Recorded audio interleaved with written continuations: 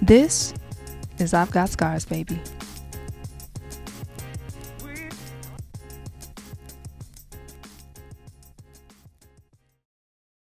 You know, expectations tends to play a large part of that too. Most people have very high, unrealistic expectations about their partners and what the partner should possess, who they are in relation to their type.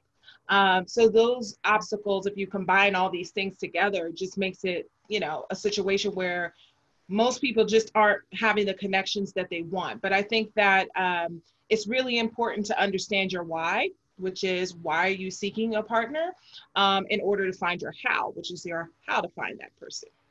Okay. So when you say unrealistic expectations, let's dive into that, because I mean, you know, you don't want to have somebody that's barely making it. Yeah.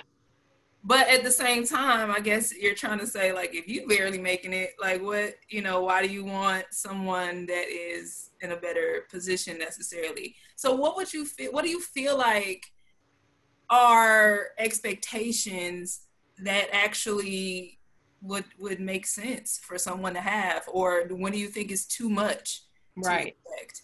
Wow. So there's so many ways to answer that, because I think, you know, it really comes down to the person that you are. So for example, if you're a type A person, you know, a lot of times, a lot of people who are really driven, successful, career oriented, they want someone who's exactly the same, but they don't necessarily take into consideration the qualities, the values of a person who is like that, you know, which might actually conflict with the person you are. So that makes the expectation unrealistic.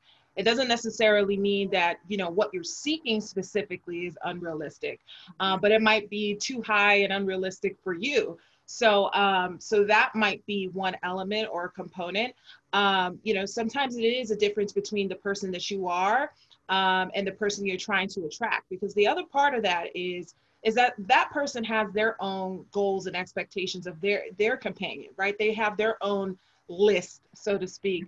And so if you think about that, you know, you have to consider how you might measure up to their list, and you might not actually be at that same level. You might aspire to be at that level, but you aren't realistically. So that takes you out of their pool option. So it's always, you know, challenging to get people to understand that the list is kind of like, it's somewhat of a guideline, but it isn't necessarily your how-to.